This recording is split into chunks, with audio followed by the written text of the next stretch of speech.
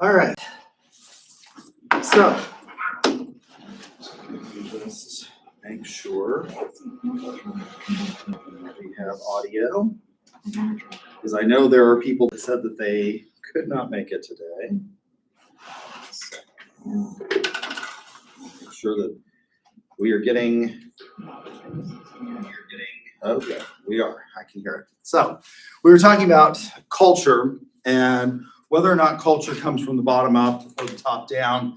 And I said it can be a mixture of things depending on how old the institution is, how big the institution is, how difficult it is to change those things. Once culture is established, it's a lot like brands and marketing, and it can be very difficult to change those things. So one of the things that we can think of in terms of branding is, let's think about McDonald's. Forever and ever and ever, McDonald's was cheap, fast, and consistent. If you asked people what McDonald's was, it was the same, right? A Big Mac tastes the same in New York City as it does in Oklahoma City. And I can tell you that a Big Mac tastes the same in Germany when I was a foreign exchange student there as it does in Oklahoma City. In fact, I used to run, when we would visit a town that had a McDonald's, the family that I lived with, I would run to McDonald's and eat, because the family that I lived with had just horrible cooking skills. They could not cook anything.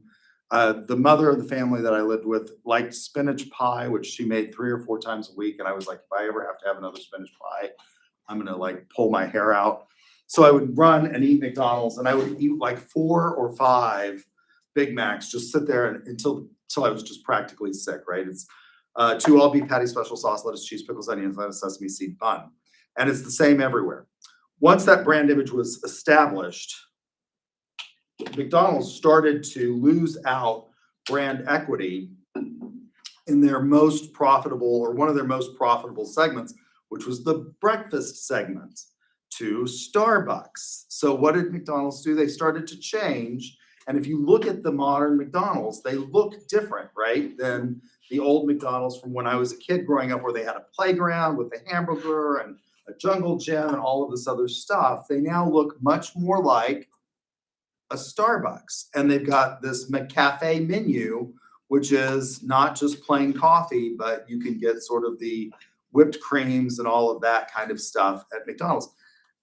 And the problem that they've had, I think, in many respects, is that that wasn't their brand identity. And so brand identity, like culture, can be really, really hard. It can be really, really difficult to reposition yourself. So once you establish a culture, it can be really, really difficult to change it.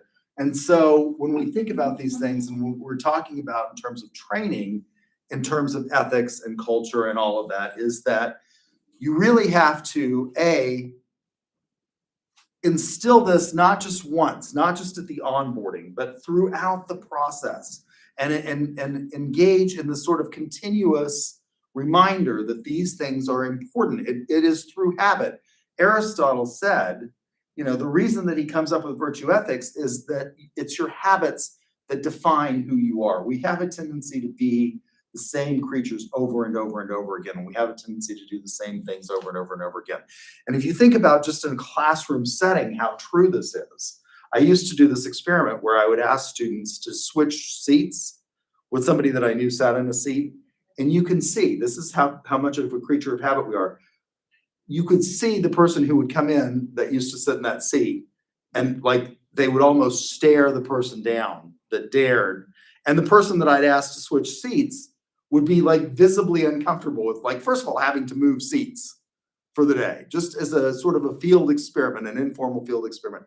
You all come in and you sit in the same seats all the time, right? You don't move. I don't have assigned seatings. You could move anywhere in the classroom, but we are creatures of habit. And so it is through habituation that we instill these cultures. And as I said, whether or not this becomes an organic thing that bubbles up from the ground or is top imposed depends again on what type of organization that we're talking about and how long the organization has been around and the size of the organization. It's very difficult to change organizations that have huge amounts of employees, right? It takes a long time. One of the things that Harry Truman said when Dwight David Eisenhower was elected to president is, and Eisenhower had been Supreme Allied Commander in Europe during World War II. And in the military, when you give an order, that order is followed. If you tell your, lieutenants to go out and execute a military strategy, they do it.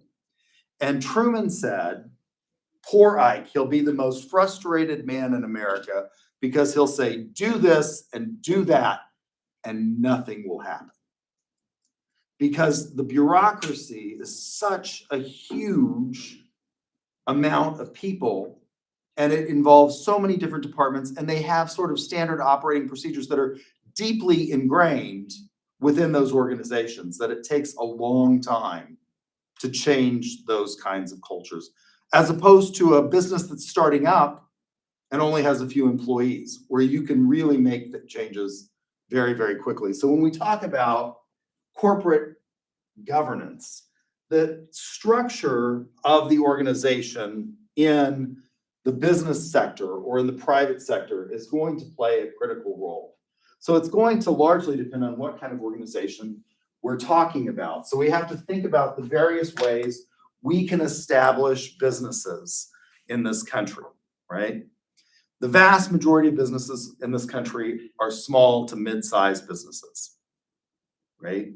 They're not large organizations. We think about the large organizations a lot because we see those organizations and we have contact with those organizations. Things like Dell Computers, Apple, the cell phone carriers, Walmart, Amazon.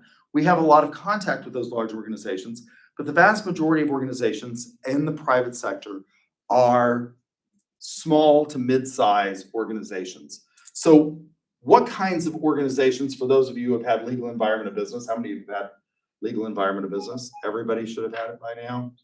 What are the types of organizations that we can have? What's the most basic business organization that you can create? A sole proprietorship. A sole proprietorship, that is correct. The most basic business organization you can create is a sole proprietorship. These are often referred to as DBAs, doing business as. So yeah, so you can have a sole proprietorship. And that's the base level. You have an idea for a product or service, and you decide you're going to start doing that. Now, one of the things that you have to think about when you establish a business organization is there is a distinction between the way you form a business and the substantive law that may govern that business. And I'll give you an example of that in my own career. It's very easy for me to become a sole proprietor attorney, to have a law office, right? I don't have to do anything to let anybody know. I don't have to file anything with the state that says I'm a law office or I'm a lawyer and I'm taking clients. Nothing has to be done. I can simply start taking clients, and I don't even have to register with anything like the tax commission, because in this state, we do not charge sales tax on attorney services. Now, in New Mexico, the home state where I was born and raised until we moved here when I was in high school, they charge gross receipts tax. So you would have to register with the state of New Mexico when you start that business so that you could collect gross receipts tax. But as an attorney in Oklahoma, I don't have to let anybody know. But I do have to be a member of the bar, right? So no one in this room, I can tell you, other than me, can start a law office, right? So that's the difference between the ease of which you can form the organization and the substantive law that may be required in order for you to perform the services of that organization. No one in this room, as far as I know, because none of you have graduated, and so I'm going to assume, now it may be a bad assumption because you could have gotten another bachelor's degree, gone to law school, and you're coming back for a second bachelor's degree. I don't know why you would do that, but people do from time to time. I had a friend who ended up with something like 13 bachelor's degrees because he kept going to school while he was in the military, and the military would continue to pay for it as long as he didn't graduate. So he just kept accumulating all of these hours, and then when he got out of the military, he applied for graduation and ended up, it wasn't 13, but it was a huge number of degrees that he managed to get because the military kept paying for schools while he was in the military. He found this loophole that they would pay for training and stuff like that. So he just went and took classes.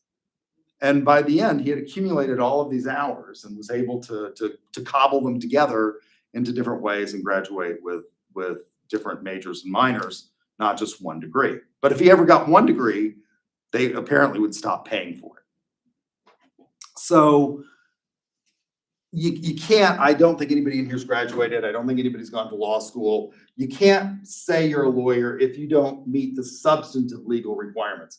But what's an example of a business that you could start without requiring any substantive legal or knowledge of some kind of field? You can't be a hairstylist. That's something that requires a substantive certification under the law. You can't do that. So you can't be a hairstylist. But there are lots of businesses that you could start that require no certification. I'll give you an example. One of my students, when I first started teaching very early on, the way he paid for college was in high school. His father loaned him the money to buy a truck, a trailer, a lawnmower, a weed eater, and an edger. The last time I checked, there was no licensing requirements to be a yard man. So he grew up in Edmond, went to Edmond Memorial High School, because I think that was the only high school at the time. I don't think they had started Santa Fe or North at the time. And he started in high school just going around the neighborhood that he lived in and offering to cut people's yards. And at that point in time, this was a long time ago, I've been here for a long time. At that point in time, not everybody in Edmond had their yards cut by somebody. It wasn't a big deal. Most people at that point in time still cut their own yards.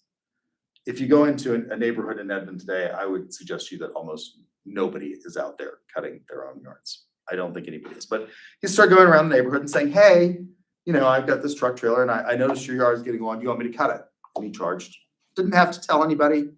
Again, it's a service. You don't have to register with the tax commission because you're not selling a product, which would be required to collect sales tax. And he had this yard business. And by the time he graduated from college, he came to see me and he said, I got my first job offer as a marketing person. He had gotten a degree in marketing. I said, that's great, Justin. And he said, yeah, it's $30,000. And I was like, that's amazing. That's a good job offer. Again, this was a long time ago. $30,000 was good living. And he said, the problem is I made $150,000 last year mowing yards here in Edmond. It was not just him at this point. He had a whole crew of people that he was hiring. He had several vehicles, and that was a lot of money. And I said, well, if your degree at UCO taught you anything, it's probably that you need to continue mowing yards. So you can do that. You can start a sole proprietorship. You can buy a weed eater, an edger, a mower, a truck, a trailer, and you can go out and start your yard business as a sole proprietor or a DBA without any sort of, formal structure. Now, what's the advantage of this structure? Anybody know?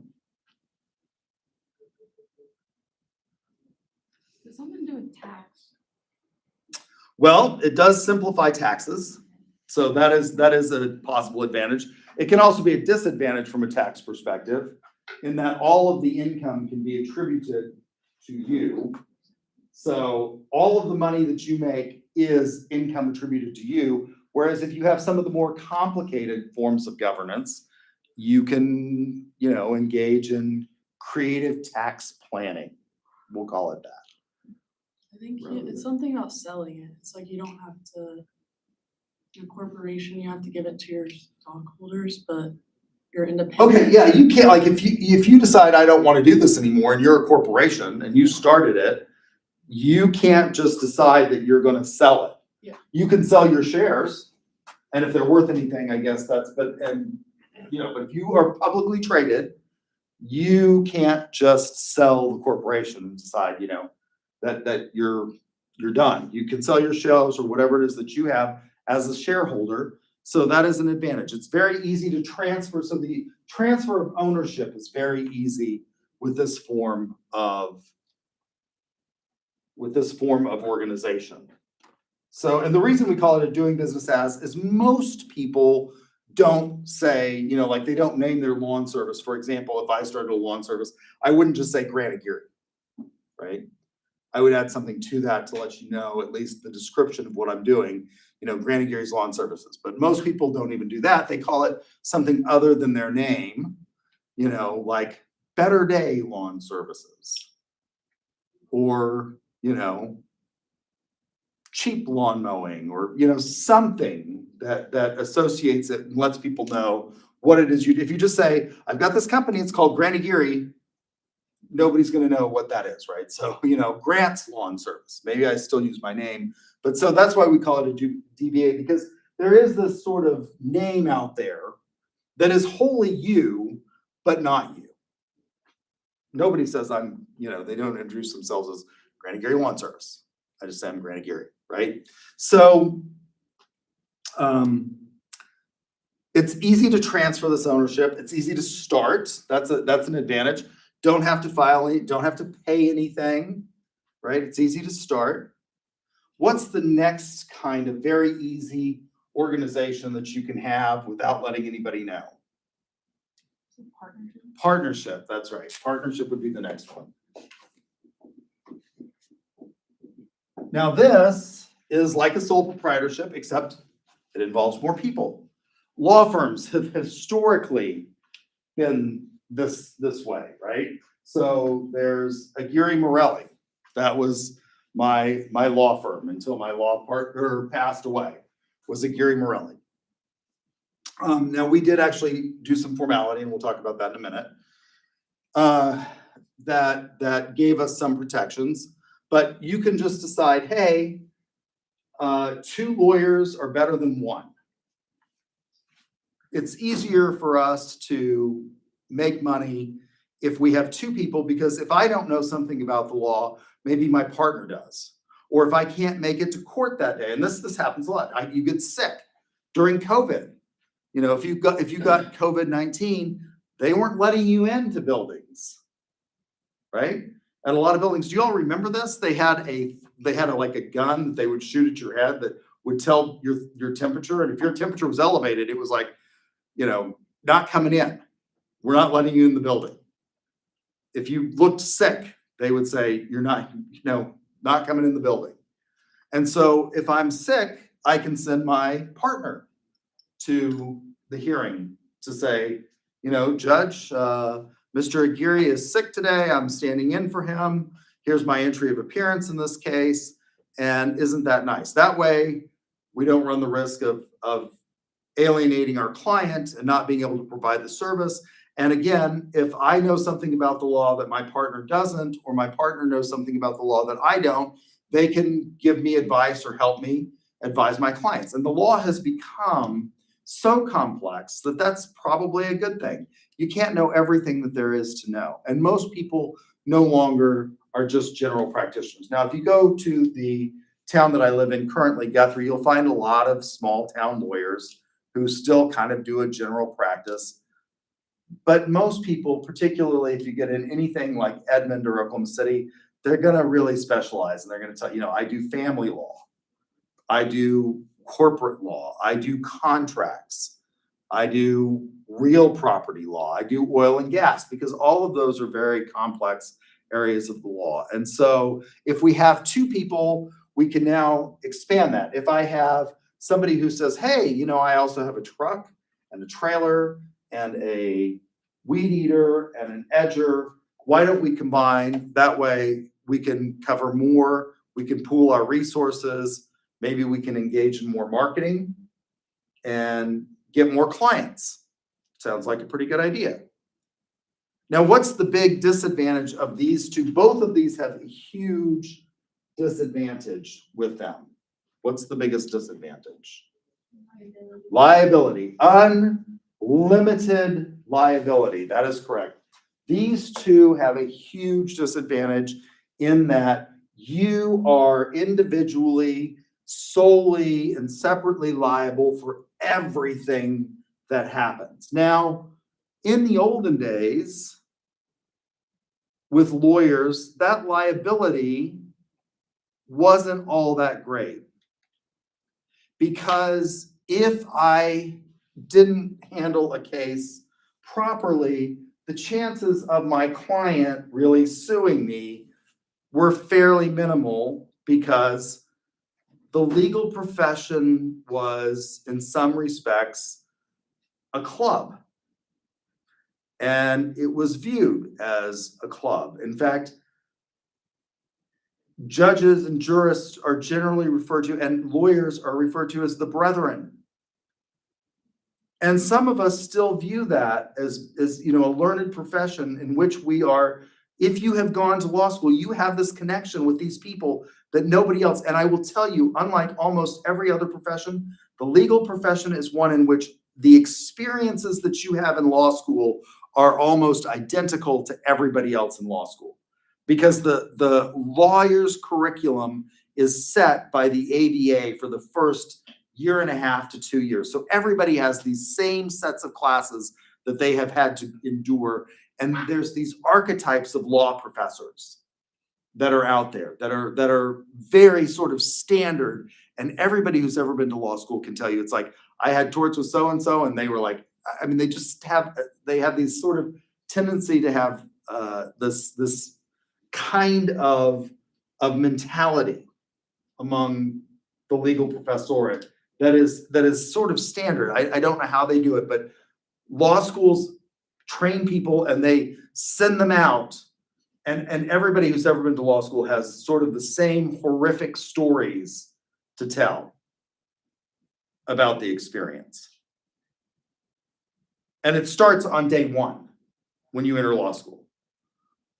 So when I went to law school, they had in the law library, they had a wall of boxes with course numbers and sections and professors on the box, on each box. And you went, and the syllabi were printed something like 2 or 3 weeks in advance of the start of the course. And if you had a family member who was a lawyer, they told you this, which I did. I had lots of family members who were lawyers who said, you need to go get the syllabi 3 weeks in advance, or whatever the law school requires that they print these syllabi in advance. Because on the first day, there will not be syllabus day. It's one of the reasons why I don't do syllabus day in my classes, because I went to law school, and on the first day, it is trial by fire.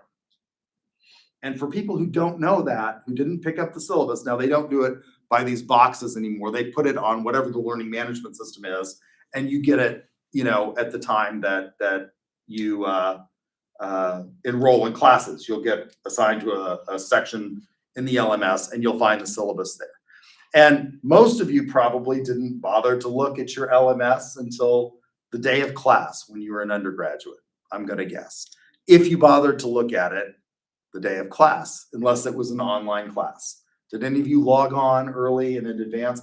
In fact, at the undergraduate level, I don't even think we open the sections until midnight. I think they all roll on midnight. That's not true in law school. And if you didn't go pick up the syllabus, you didn't know what the reading assignment was for the first day.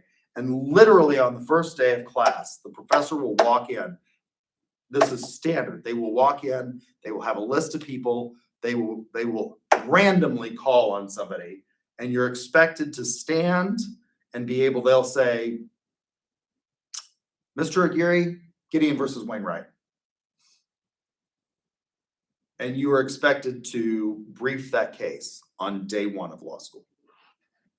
And if you cannot brief that case, you are excused. Hit the door. It's brutal. And if you can start to brief the case, they will push you until you can't. And on day one, they will look at you and in the most cold and cunning manner say, what are you going to tell a judge when your client is sitting there and you just can't give an answer? That's what legal education is like. I think they've gotten nicer because law schools are now hurting for students the way lots of colleges and institutions are. But when I went to law school, and forever before I went to law school, That's the way law school operated. It was mortal combat on day one. And we all have these experiences. All of us who became lawyers until very recently. I went and helped one of the new lawyer associations. There's like this baby lawyer association. One of my friends joined it, and she's like, "Can you come help me do these packets and deliver packets to?" They give you like a little care package the day you take the bar. The New Lawyers Association puts together these little care packages, and she was telling me that people were breaking down and crying during the bar examination, and one person threw up all over the place. That didn't happen in my experience. You just sat there and took the bar and, hope to God you passed. And that's the experience that most of us have. So you have this sort of, if you've been to law school, you have this sort of common trauma response that all lawyers learn to deal with very early on from this. It's just the way the education proceeds. And so it's this club, it's this brethren. And as a result, people who have this similar experience for years and years and years, if you had a lawyer that didn't do a very good job, well, you could in theory sue them for malpractice, but it was really, really hard because you couldn't find a lawyer who would take. Now, that's not true in the modern world. There's so much competition and stuff like that you can find. It used to be true, again, in the medical profession. When I was a kid growing up, people didn't sue doctors the way they do today because it was hard to find a doctor who would testify against another doctor. Because again, they'd gone through this experience of medical school. And also there was sort of a feeling among doctors that, like medicine is not a guarantee. When you sign those releases, they tell you, you're going into surgery and they ask you, they come in with a 5 to 7 page document that lists all of the possible things that can happen to you. And usually at the end of that is like up to and including death. And it was really hard to get doctors to testify in the past. That's not so much the case anymore. And so, there wasn't a whole lot of risk. If I took on a partner in the past, if you couldn't find another lawyer that was going to sue me for malpractice, there wasn't a whole lot of risk involved there. There's a whole lot of risk, though, if you have a lawn mowing company in the past. And there's still a whole lot of risk today with this, right? Why? Because lawn mowing companies use inherently dangerous tools. Mowers and weed eaters and edgers are inherently dangerous tools. Mowers, if you run over a rock, it could shoot that rock out from under the mow deck and hit somebody and injure them. And if I've got my company and I hit a rock in somebody's yard and it shoots out and hits somebody and injures them across the street, I have liability. 100% liability. Now, if I have a partner, we're jointly and severally liable.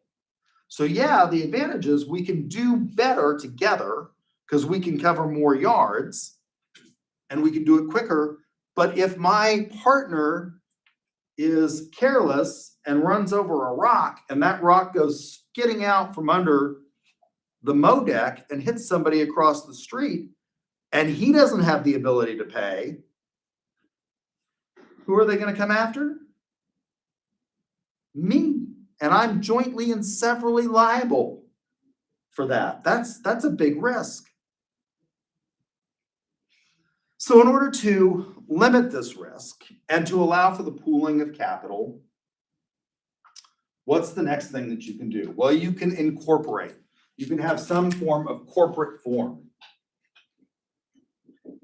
Now we've increased the amounts of corporate forms that are out there. Traditionally, historically, there was not very many types of corporations. There was just a U Incorporated, which was companies who did this would just designate it as they would, after their name, they would put INC, which let everybody know that they're incorporated, which limits liability. And what's the limit of the liability? The limit of the liability under the corporate form is your investment. So now if I have a corporation with my partner and we have a rock that hits somebody, they can sue the corporation. That is a legal entity, that is a legal person, and they can sue the corporation. And if the corporation goes bankrupt, it doesn't mean that I'm necessarily going to go bankrupt, unless you can somehow pierce the corporate veil. So now we've come up with all kinds of variations on this. So corporate forms used to be pretty onerous in that you had to go down, you had to file articles of incorporation, you had to have bylaws for the corporation, you had to have officers and directors and all of these things. And we've simplified those. So now we have various forms of the corporate form, like the LLC, which is a limited liability company, a PLLC, which is for people like lawyers and dentists and doctors that allow for partnerships or professional corporations of liabilities and things like that. And these offer protections in that now you have to sue the partnership, and I'm also not liable for the acts of my partner any more than the amount of my investment in the firm and what the firm's assets are, right? So these forms protect you.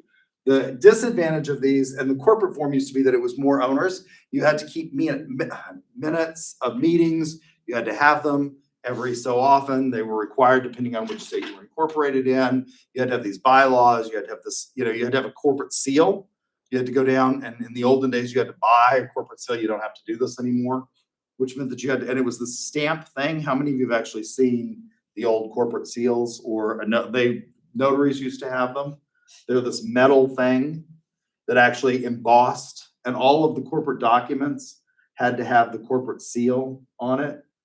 Now they just use a stamp if they have to have it anymore. They just have a stamp that has, like seal of the corporation, the name of the corporation, and it's just a, black and white stamp or something like that. Or you can get Adobe to put it on your documents for you now, things like that. But you had to have the stamp, you had to have, somebody had to keep that. That was the secretary of the corporation. So it was more onerous.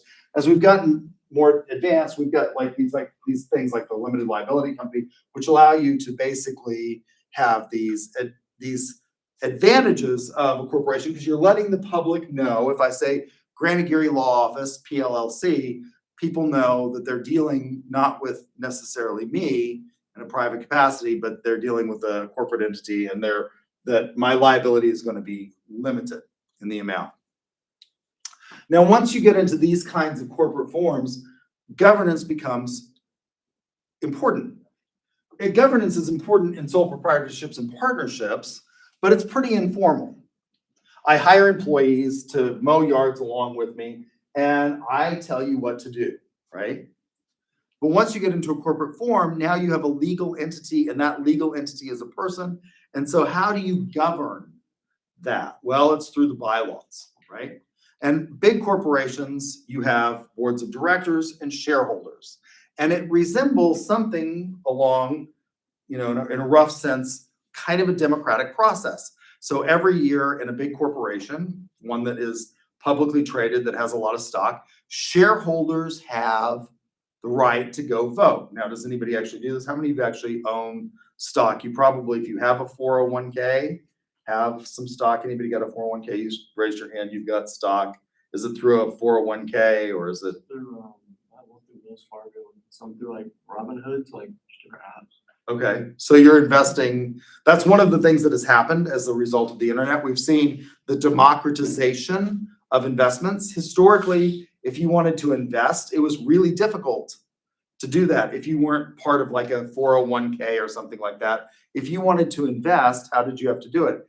Well, in places like Oklahoma, you had to go through a broker, and it took a while because these stocks are sold on an exchange. And so you have to, have access to the exchange. And it wasn't like you or I could just go down, even if you lived in New York City, you couldn't just go down to the New York Stock Exchange and say, hey, I want to, go on the floor and trade stocks. So it's gotten easier to do that. So governance becomes important. How do we structure the governance? Well, in theory, it's democratic, other than it's democratic to the extent that you own stock and the stock that you own. If you own one share of stock, in theory, depending on what kind of stock it is, and we can have different types of stock, right? You can have non-voting stock. And then you can have voting stock. Common stock is usually voting stock. And if you don't have voting stock, you don't get a vote. You just get an investment. So there are various types of shares. Let's look at an example of this. We'll look at one of my favorite companies to look at, Berkshire Hathaway. So how many of you know what Berkshire Hathaway is? Anybody? Anybody know? You raised your hand. Name, but not-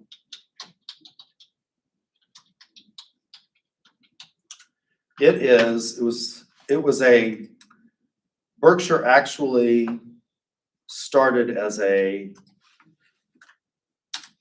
textile company, I believe, but it's now a stockholding company. So that's a Class B share. Let's look at Berkshire Class A. Berkshire.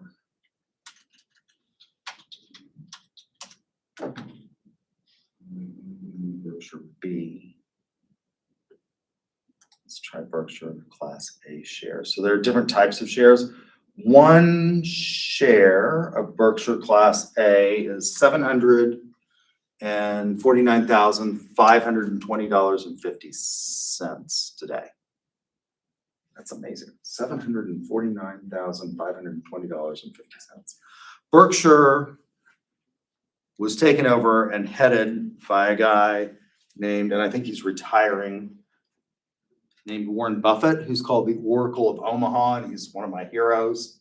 He is an amazing finance guy.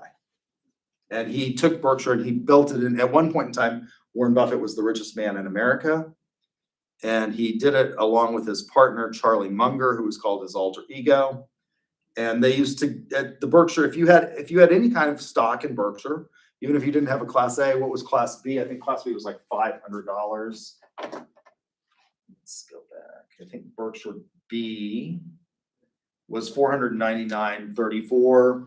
You could go and attend the stockholder meeting and they would answer questions. And it was in Omaha. And they would answer questions. You have the right as a shareholder to go and participate and ask questions. Nobody does that. But in theory, you could. And you get to vote in proportion to the amount of shares and type of share that you have. So it's kind of democratic, right? And in theory, you vote for the board of directors. Now, in reality, what happens is they solicit proxies. And if you hold your shares through a 401k, they'll submit a proxy for you on your behalf. Usually, I think if you don't do it, and somebody will go vote your stock for you. And almost always the slate of directors that the corporation wants, that the officers of the corporation want, are elected. Now they can do proxy fights and stuff like that. That has happened from time to time.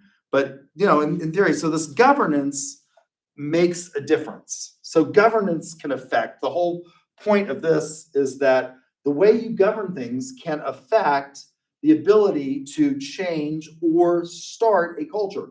If you are in a DBA, a sole proprietorship or partnership, the governance of the entity is going to be determined by the employer. And you can do anything that you want in that organization, so long as it's not illegal,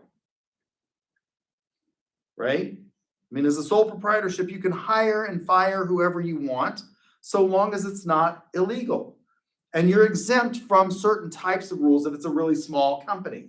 So maybe you can even get away with it in that. Now, what is the things that you can't hire and fire for? You generally are not able to hire and fire on the basis of what we call protected classes. But outside of that, you have, if you work for a small company, for a sole proprietorship or a partnership, you don't have a lot of rights as an employee. It's all the culture is all dictated very top down by the owner of that business. If you work for a large corporation, you're now able to have maybe more input, right? So it really depends. And if you are a publicly traded company, after we had a number of corporate scandals, you had a lot more ability to maybe impact, because those companies, as SEC reporting, were required to have ethics officers and ethics hotlines. That became important. And so a lot of culture governance is going to affect what the culture is. Now, in a sole proprietorship or a partnership or a small corporation like an LLC or a PLLC, a partnership limited liability, a limited liability, that's an LLP, limited liability partner. LLP,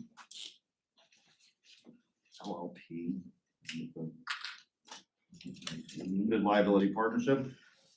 You know, you're gonna be affected again largely by a small group of people as opposed to a board of directors and an organization that has very sort of formal structures, standard operating procedures, handbooks, things like that they offer. So governance plays a role, and the way we govern a corporation becomes important, or the way we govern a business entity, in determining how easy it is to establish the culture, what kind of culture you're gonna have, and whether or not you can change that culture fairly easily, right? So governance plays a role in that it impacts the way substantive ethical decisions are going to be made by the business entity itself.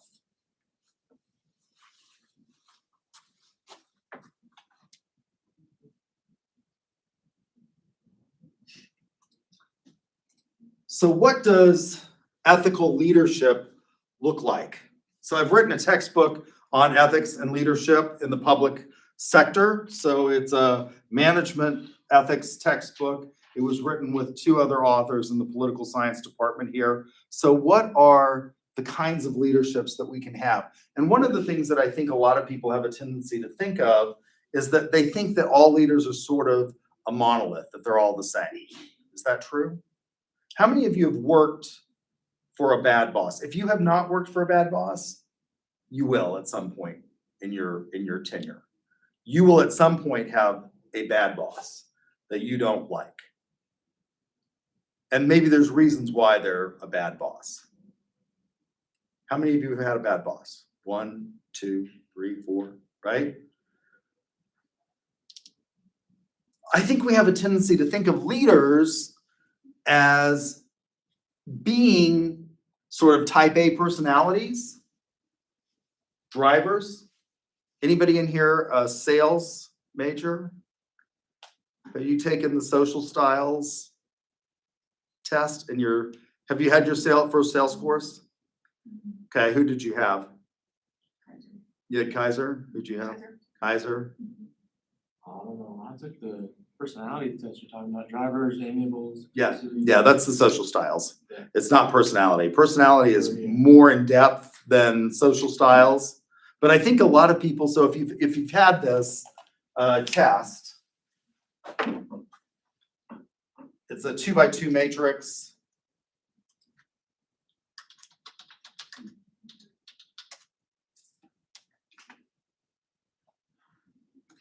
Based on where you answer.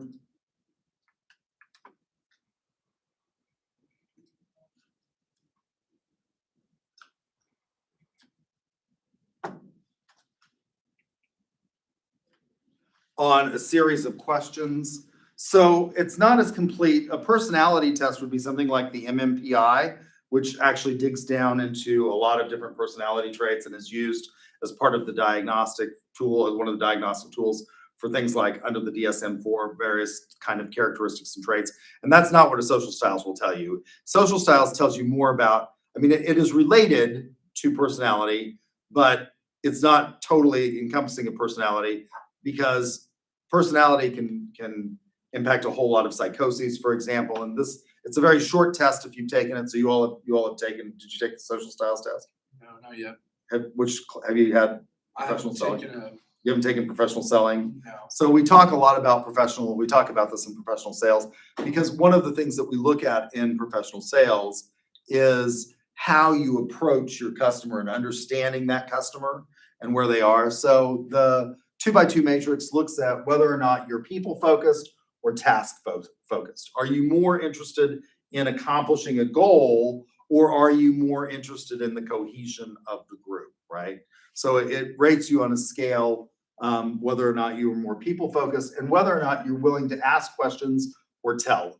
I'm breaking this down, very, very simplistically. We do a lot of stuff with this, but a lot of people assume that all leaders are kind of type A personalities, and those oftentimes tend to be drivers. I can tell you, I've taken the social style test over and over and over again. What do you all think my personality is? Probably it's driver. I'm a driver. I want to get to the point, and I want you to do what I tell you to do. And I tend to be very task heavy, task oriented. I just try to get through things, and I'm not terribly concerned about your feelings, about how you get there. My brother and his wife are very much like, they're touchy-feely. And they're constantly giving each other cues, and it's just like, ugh, I want to vomit. And I keep saying, like, that's inappropriate, stop touching. Don't do that in front of me. They watch some of my videos, so I'm sure I talk about my family a lot. So I hope that they're watching and taking notes on this video about, like, little pet names is inappropriate, and all of the, outward signs of affection is just like making me physically ill. So I have a tendency to be a driver, right? Analyticals ask a lot of questions, but they're focused on the task. Amiables are people focused, and they ask, they're nice. In terms of selling, these are the easiest people to sell to. Like, it's, they ask questions, but they're also like people focused, and they're people pleasers. And then expressives, these are your actors over here. They are highly emotive and, expressive, and they like to tell stories. Probably everybody has like a primary social style and then a sort of a backup. My backup is probably analytical. Like, because I'm just sort of very rational, comprehensive. If I'm going to buy something, we start with it used to be the notebook. It's no longer the notebook. I start compiling lists of websites to do analysis of what it is that we want and things like that. And so I think a lot of people have a tendency to think that all leaders are drivers, and that's not necessarily the case, that they are this sort of, very, I'm going to tell you what to do, like, let's get down to it. Leadership oftentimes depends on how the leader comes into their role, which means that we have to think about good leadership versus ethical leadership. What is good leadership? Well, I would define good leadership as leadership in which the leader is effective at getting people to do what they want. That is what leadership is. And I had a huge debate with one of my colleagues here who, when I said, not all of my students want to be leaders.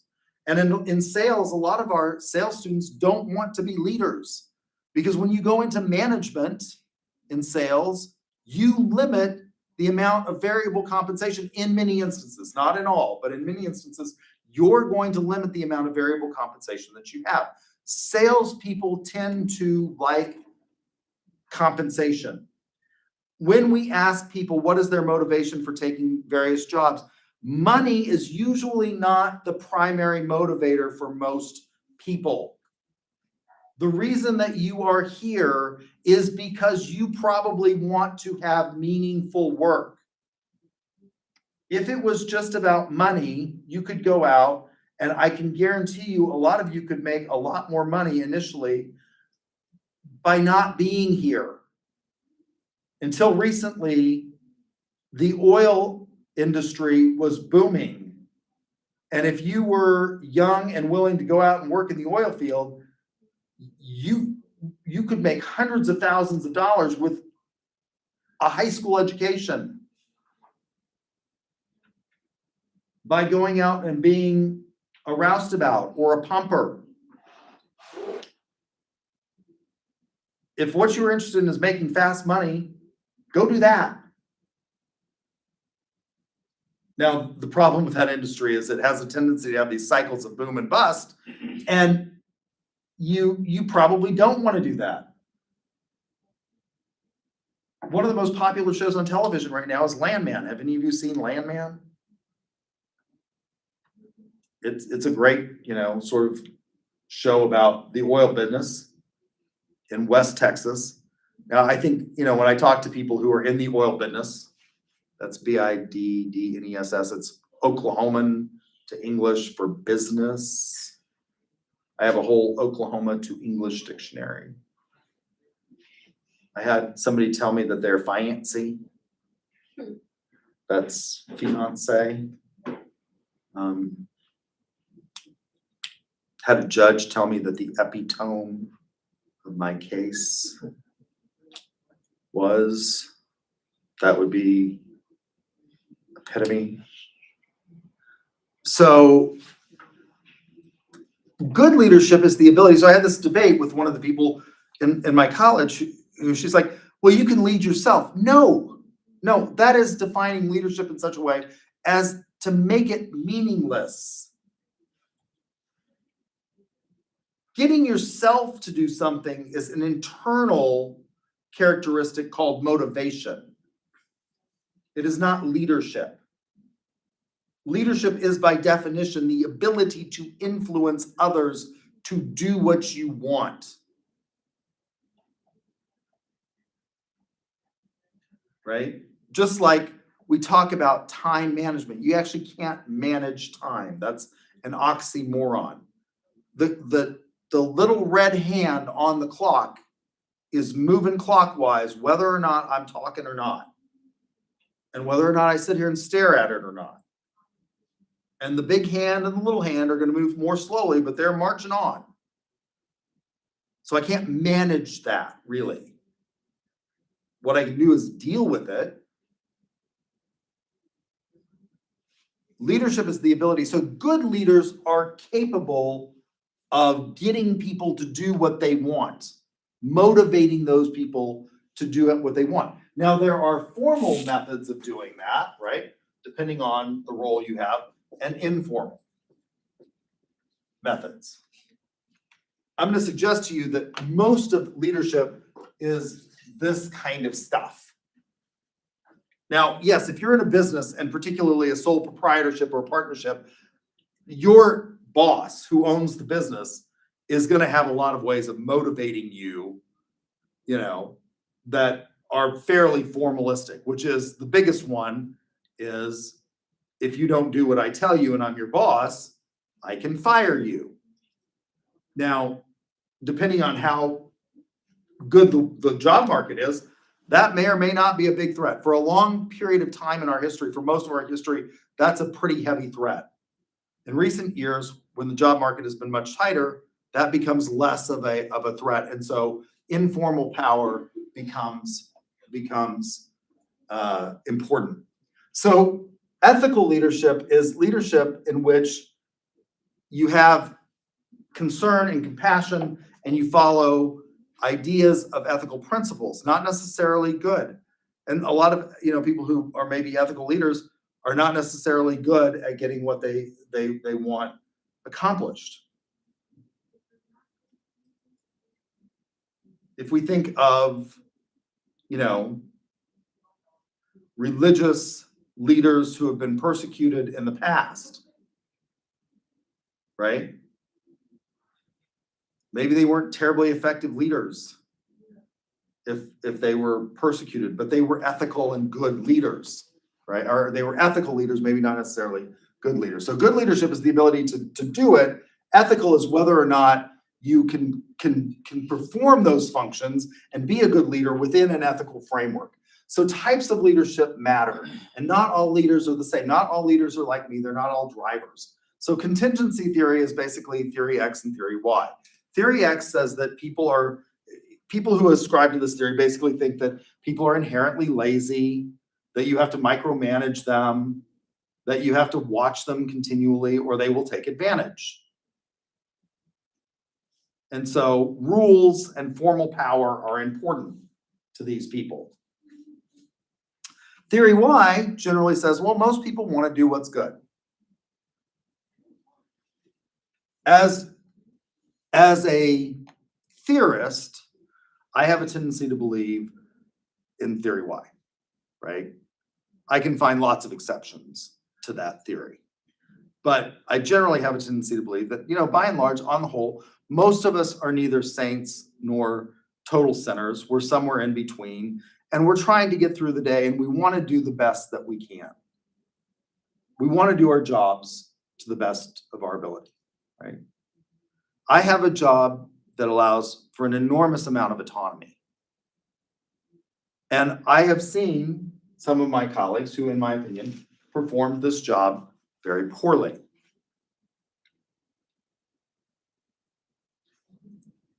Because, they were not motivated. They took the job maybe for all the wrong reasons. What are some of the reasons? I wanted to be a country and Western superstar. I wanted to be the next Garth Brooks. But I am a tone-deaf flat baritone. And I love karaoke. And my friends hate it. I mean, I will, if there's a karaoke bar anywhere around, I will be there, belting it out. But I am a tone deaf, I like to sing. I wanted to be the next Garth Brooks. I guess I should, change who I use, because you all probably don't even know who Garth Brooks is anymore. Like ancient history at this point. Who's one of the popular ones? I wanted to be the next Bailey Zimmerman. You all know who Bailey Zimmerman is? All right. I talk to my classes about these things, and because I use music a lot as examples, and some of my students, I was talking the other day about the Grateful Dead. I had a friend who followed the Grateful Dead. Like, that's what he did. He got a school bus, turned it into a little, food truck, and he followed the Grateful Dead around because he was a big Grateful. And they're like, I had a student, they're like, who's the Grateful Dead? And I said, do none of you know who the Grateful Dead is? And everybody in the class was like, no. And I said, you don't know who Jerry Garcia is? No. So I guess I need to come up with better examples, right? So Bailey Zimmerman, Luke Bryan, you all know him because he's on, what is it, The Voice? Is it The Voice? I think he is now. It's The Voice, I think. Or is it America's Got Talent. America's Got Talent? Okay. So, I wanted to be a country and Western superstar. I am a tone-deaf flat baritone. So the way I got an audience instead was to become a college professor.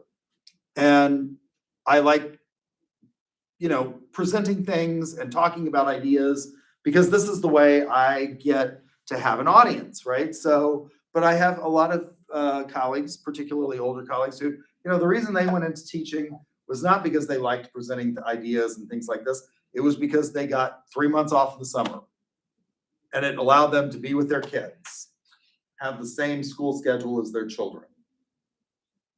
You get out, on time. Well, that's maybe not the best reason to be a college professor. And so, a theory X would look at that and say, you really got to manage these people. Now, it's really hard to do that. It's really hard to manage college professors, right? But theory Y would say, look, most people want to do their job, and they want to do a good job at it, and they're motivated intrinsically. If you have somebody that is the theory X, they're probably going to look at the formal modes of influence and power as ways to get people to follow their leadership. Dialogic leadership is one that's employee-centered and focuses on the employee. Now, again, depending on which theory of ethics you're looking at, can determine whether or not that is, you can be employee-centered, but if you're doing that at the expense of other stakeholders, and particularly stockholders in the corporation, that may not be ethical, right? So how is that dialectic or dialogic leader focusing it? Is it to try and motivate employees to be the best and achieve the goals that are what the company and the organization want to accomplish in an ethical, sustainable, and moral way? Charismatic leaders. Now, this is one that these two are often very closely related. Charismatic leaders, generally, this is a pejorative view of the leadership. And again, I've written a book on this, so if you're interested in leadership, I'm happy to talk to you more about this. I'm trying to dumb this, or not dumb it down, but trying to get it down to the point where I can distill it into, the last 15 minutes of my lecture here. Charismatic leaders are ones that people are highly attracted to, but they're not necessarily very ethical. Lots of people throughout history have been charismatic leaders who have led people to do horrible things. Right? They may be good at motivating people on the battlefield, but those may not be, objectively wonderful ways of accomplishing things for humanity. Transformational leaders oftentimes have the same kind of characteristics as charismatic leaders, in that people want to follow them. These are people that are they're people that automatically people are sort of drawn to, but they want to instill the good in their followers. They want to maximize their followers' potential. Then you have paternalistic leaders. Paternalistic leaders are those that view things as being very much a strong father model, which is, I have to take care of my employees, but I also have to manage them a lot. I may care for them, but I also have to do a lot of managing. The way a parent leads their children, at a young age to understanding, rules and roles and things like that. A lot of leaders actually come to it, and this is one of the biggest things. A lot of people don't realize that not all leaders seek out leadership. Sometimes it just happens. It falls to them. And how are they going to deal with it? There's a series on, I can't remember which streaming service that deals with this. There's a department chair in an English department. And let me see if I can find the name of this. There's two that kind of came out at the same time.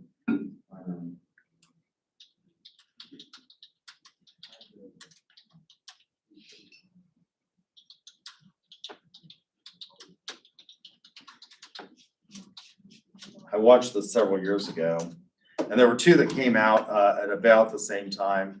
One has a female chair of an English department, and it's called The Chair. And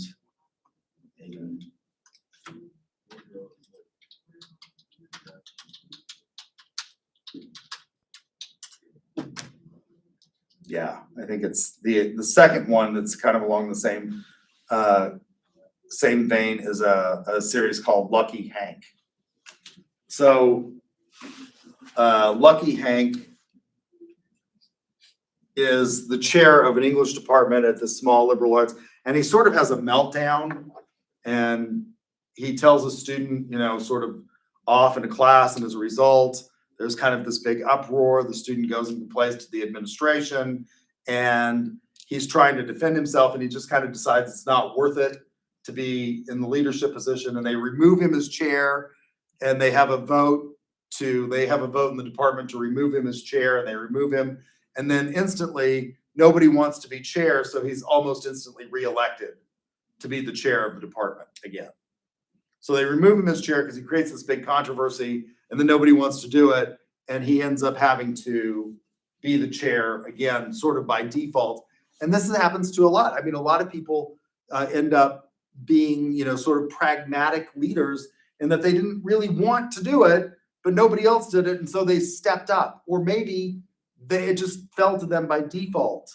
If you've been involved in organizations, and a lot of you are probably involved in campus clubs and groups, and maybe you've been a part of a fraternity or sorority. Fraternities and sororities are infamous for doing this, for voluntolding people or voluntelling people to do things. Like, you join a fraternity and all of a sudden they tell you, this is your part, so that you're not a free rider.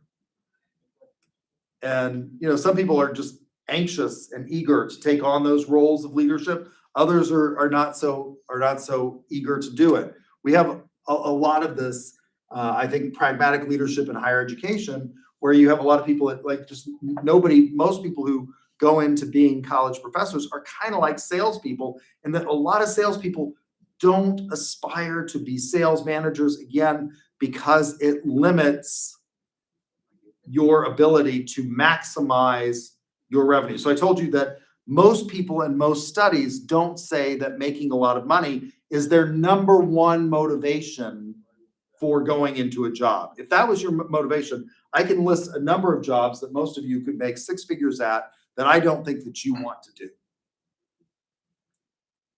Right? Oil field worker, plumber.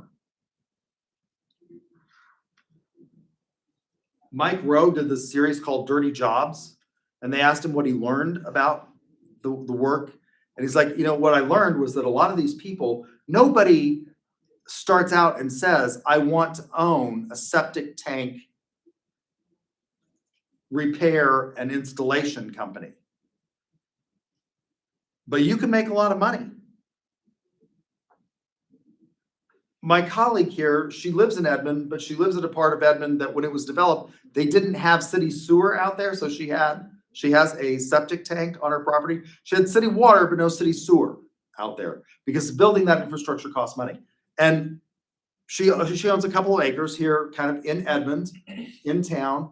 And when the septic tank starts overflowing in your front yard, you will pay to get it fixed. And you'll pay a lot of money. It's not necessarily a job that nobody started out and said, I just yearn to do this. But they saw a need and they made a lot of money at it.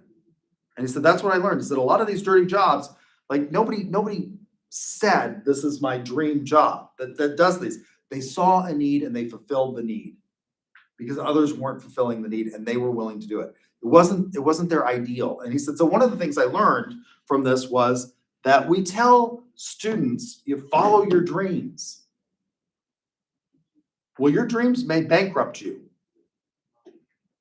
If you get a degree, the reason you're here in this classroom in a marketing class is because you want to go get a good job. We have a degree in musical theater. I'm not making a value judgment about that degree, but it's really hard to make a living with that degree. Really hard. You're probably going to be hanging that degree on the, barista machine at Starbucks. Right? So he said, we tell people to follow their dream. And he's like, maybe that's not the advice that we should tell them. The reason it's called a job is because it's not a hobby. Hobbies are things that you enjoy and want to do. If it pays money, it's, musical theater is great. How many people make a living at it? Very few, right? So, you have a lot of pragmatic leadership in things like mid-level academic positions because nobody really wants that job. Most people want the flexibility that they have with being a professor, which is I get to do my own thing and I don't have to go to a lot of meetings, and I get to do the research that I'm interested in and pick the kind of service commitments that I want to do, which is, serve as a reviewer for a journal that interests me, or serve on the committees on campus that I have a passion about. And so you find a lot of department chairs historically that are kind of pragmatic leaders. Because it was like, they didn't show up for the department meeting, somebody nominated them, and they got voluntold, by the way. You know, it's not really that dramatic, but you know, like, it's just sort of like, who's gonna do this job? And so not all of them are drivers. They take a very sort of incremental approach to this kind of thing. And then you have caring leadership, in which the leader, a lot of times, it mimics or looks a lot like the paternalistic leadership, except that there's generally a more focus on the individuals. I see I'm out of time. If you got ducks, come see me and we'll finish this on Tuesday. Take a picture of this. Let me stop the video.